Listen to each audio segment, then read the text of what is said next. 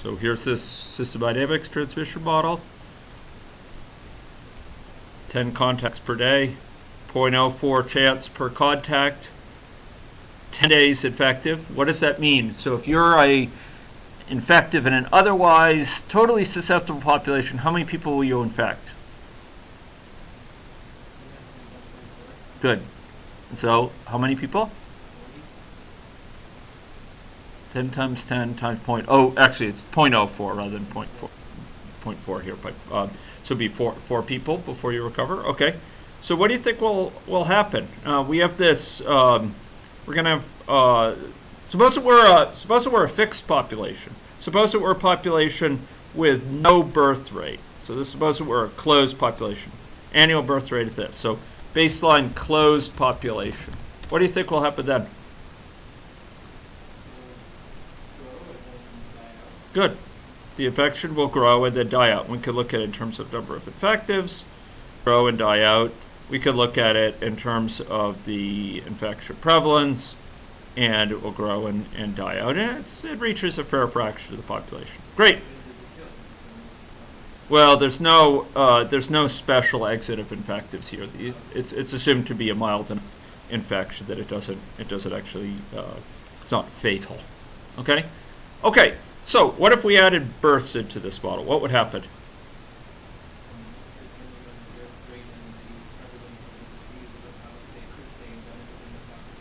Okay, so if we imagine this infection is such that really the population we're depicting is children under 5 years of age, then we're going to have a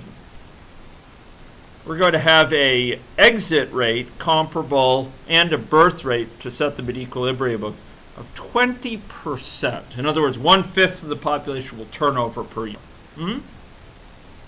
1/5 of the population will turn over per year. Okay, and that means a fifth will leave.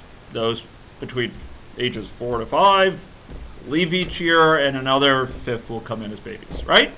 What do you think is going to happen then?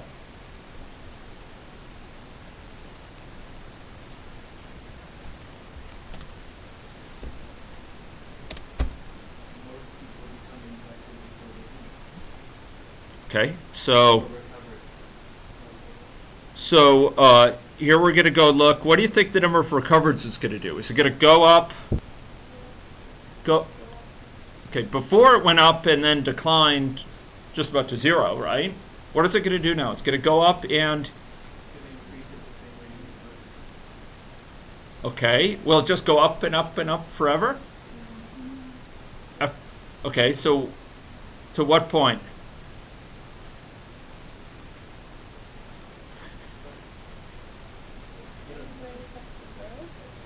Okay, okay. And so is it going to stay up or is it going to go back down? Exponentially decrease to 0? Okay, what do I... Okay, this is interesting. Okay, pardon me for just a moment, folks. Okay, daily birth rate. Yeah, that looks right. Annual birth rate is 0.2. Okay, that looks fine.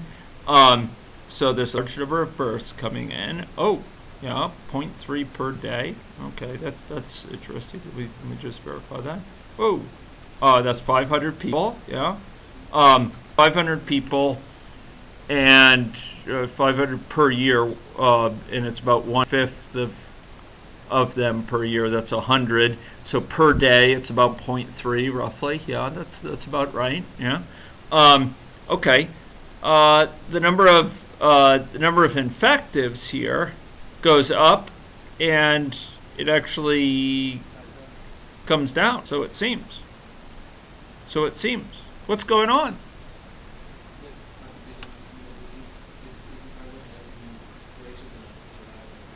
Okay, the infection prevalence also goes down. So it dies out. What caused it to die out? Well, there weren't enough systems around to keep it going. Okay. Okay, so let's take a look at this in a little bit more detail. So let's run this out here.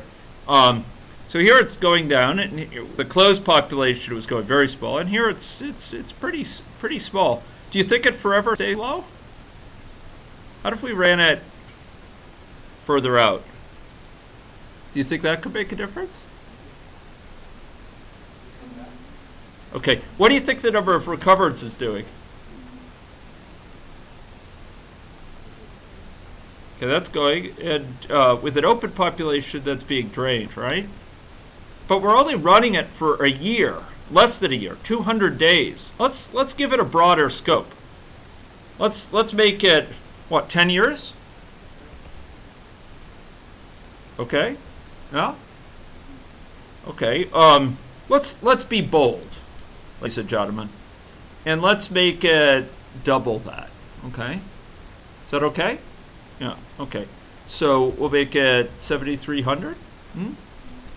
Okay. Okay, so let's run it now. So, what am I doing? Here we go. Hey. So we're going to run it this longer period. Okay. Okay, so now it's running for roughly 20 years. Okay. What do we see there? What's going on? Let's go. Let's go and look at it here. Maybe we'll zoom in here so we could see it a little bit more clearly, and zoom in yet further.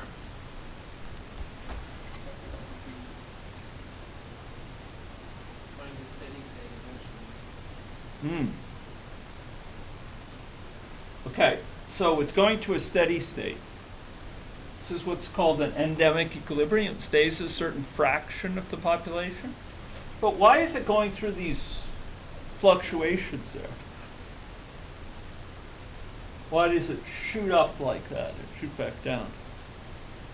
Because after its first decrease, yeah, then there's a lot of people that are leaving. Okay. After a period of time, there's a little bit of disease, but not tons. Okay. Then it reaches a point where all of the disease is surrounded mostly by susceptible. Good. And then the R naught can increase back up to its maximum of 4. The effective reproductive number can increase up to its maximum of 4, and then it takes off again. So there's this delay. Delays associated with, remember, the stock and flow delays. Remember, a flow may be increasing, but the stock may still be decreasing for a while because the outflow is greater than the inflow, right? So here we have a situation where we have a takeoff of infection. There's a large number of infections going on, and the number of susceptibles is brought down. During this period, the number of susceptibles, so 0 through 730, the number of susceptibles is doing what, do you think? Rising. It's rising up. But it takes a while for the number of susceptibles to rise up to the point where the number of infectives is in fact going to be where the number of susceptibles, the fraction of susceptibles is high enough that it's efficient to spread the infection. Prior to that point, still the number of recoveries of infectives is greater than the number of new infections, and so infectives decrease for a long period of time. And it's only once the number of susceptibles hits a certain level that it becomes efficient to be an infective again. And what is that level? It's the endemic level that we saw just a few minutes ago. It's this endemic level that it goes to down here in the extreme. It's when the number of susceptibles passes the endemic level of susceptibles that it becomes efficient to be an infective again. But even after it passes that, it takes a certain amount of time for the number of infectives to build up, and then you get this new spike, and then it goes down again. And then you get a new spike, and then it goes down again. Because after all, in this period here, how many infectives do you think there is? far less than one young man. It's, if we look at the number of infectives, we actually saw it before, but in that period, it goes down. You can see it dropping. Look at that. See that? It's dropping far, and in fact, yes, it actually was. It went down to about a quarter of an infective or so between those spikes. Okay, so we do get this takeoff, and it comes down again, and takeoff, and then it comes down. But it's always approaching this equilibrium. Now, let me ask you, ladies and gentlemen, to what degree does this look like this? How close to resemblance?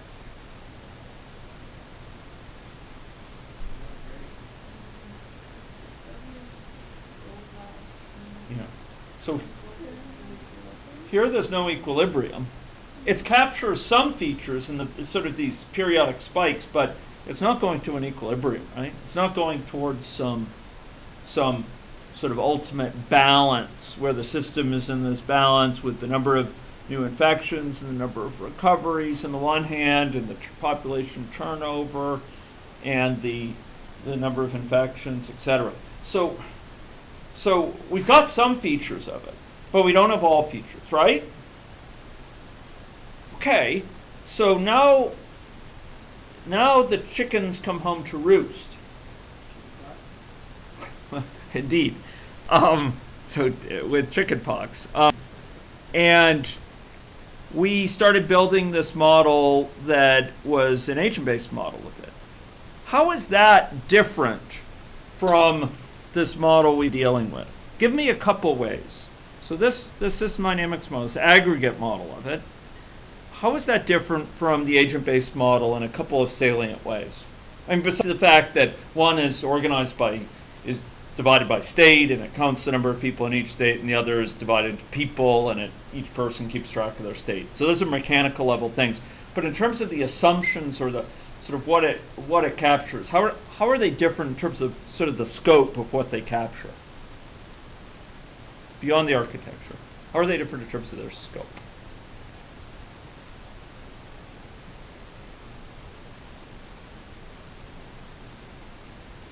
Do you have a quarter of a person here?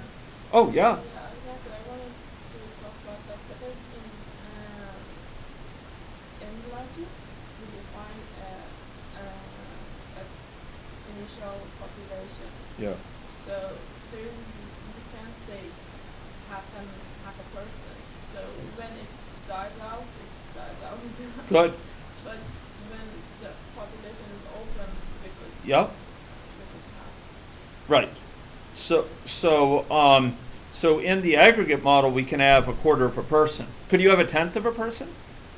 Could you have a hundredth of a person in the aggregate in this model? Sure, Yeah, that's what it tells you. It's person happy to have a thousandth of a person, a millionth of a person, no problem. It will accommodate this here. So the population, the number of infectives go down arbitrarily low and then rise up again, right? Sort of no limit to that. In the agent-based model, that's not the case. If you ran the agent-based model with a very large number of people, Uh-huh. that difference would effectively disappear. Correct. They'll start to approximate each other in that regard better. What else do we have in the agent-based model that's not present explicitly in the aggregate model? We have this environment where we have basic Mm.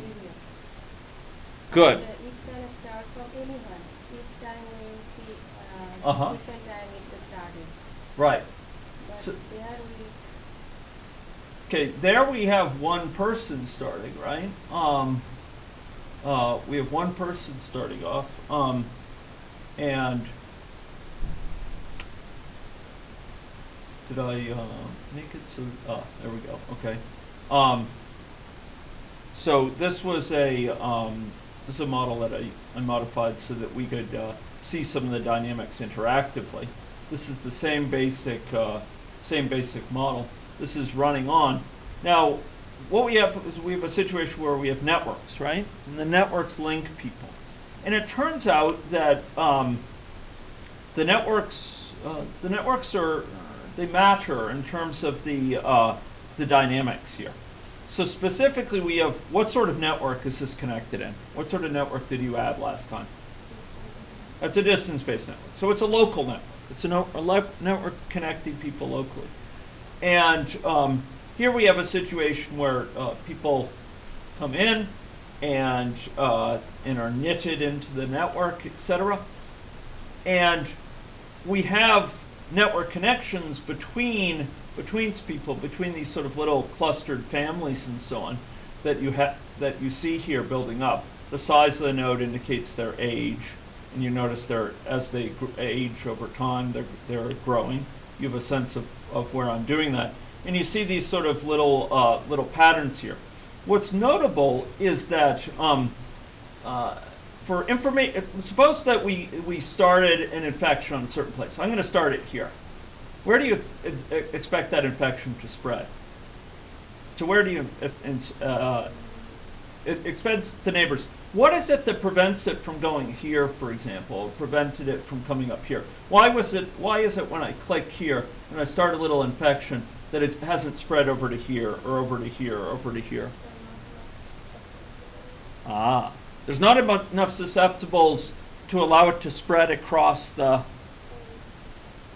network, right? There's sort of a percolation phenomenon here. That other model, the aggregate model that we were dealing with here we had people mixing randomly.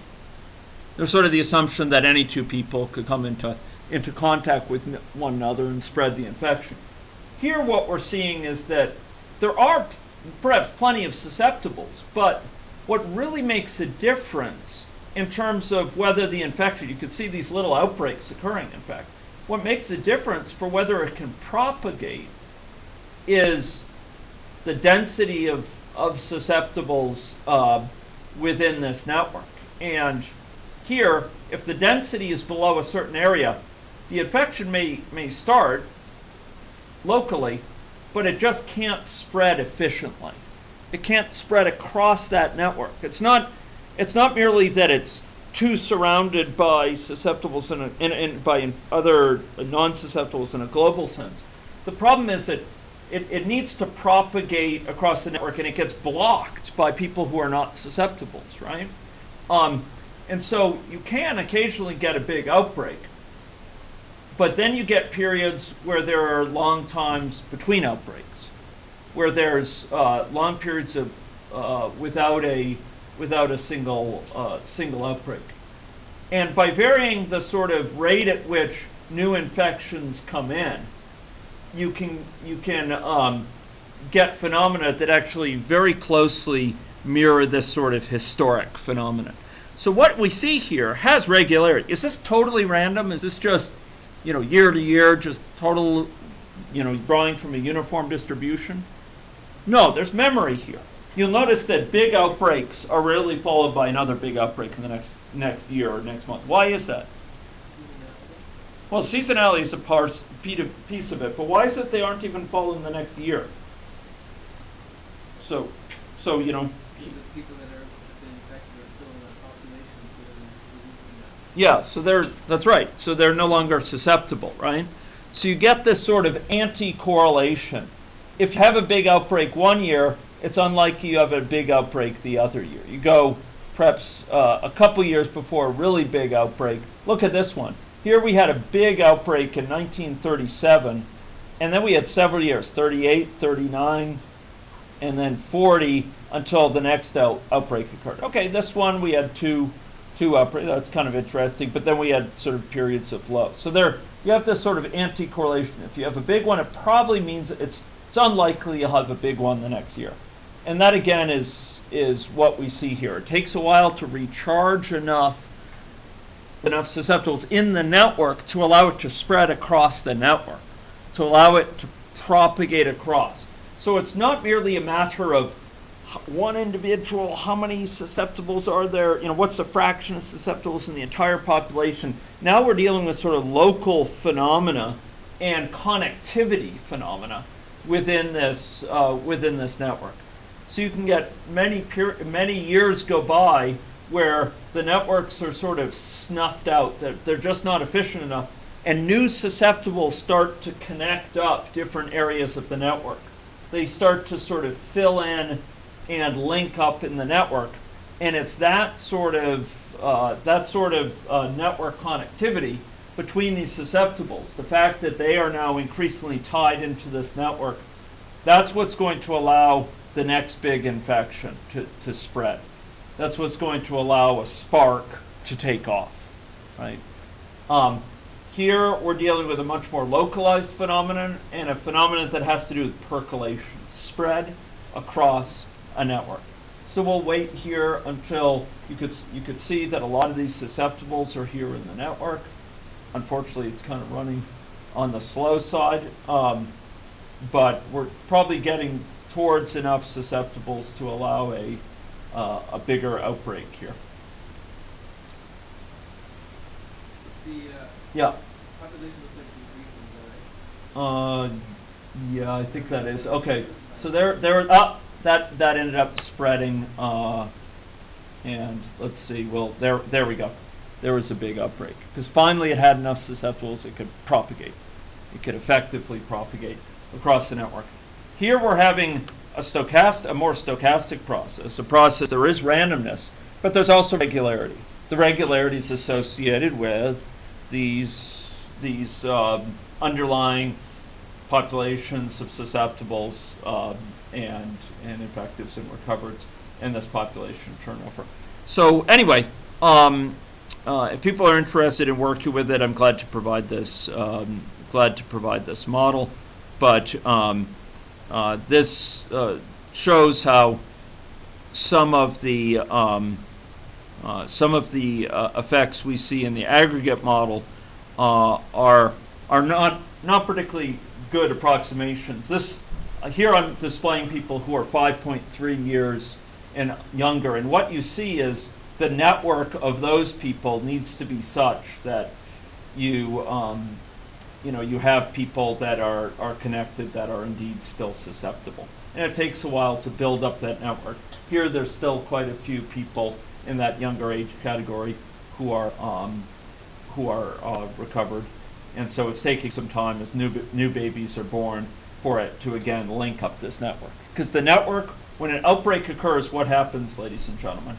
The network becomes no longer linked by susceptibles, linked by others, and you don't get that efficient propagation.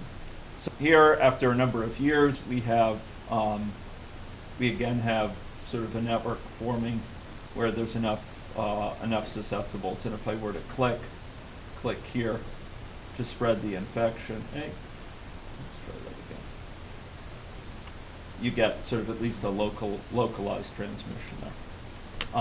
Because of this network forming, but it is a tenuous network that links these folks. It takes a while to form. Okay, so that's all for now. This model, by the way, includes older people as well as younger. So I included both in the model. Yes, Farhad. Can you say that in, for example, modeling any logic, we have memory, but this memory is not like aggregate model, kind of distributed model and distributed memory, and this is why analogy is better in modeling heterogeneity.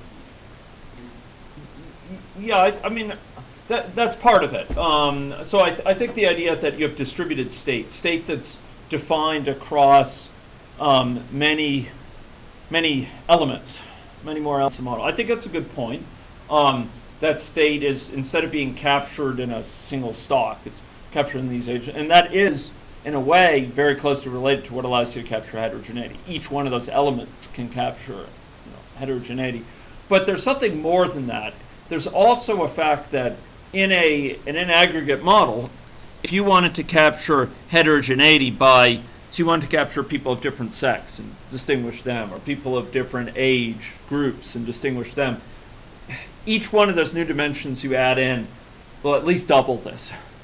And if you want to add 17 age categories, you'll multiply the size of the model by 17 conceptually.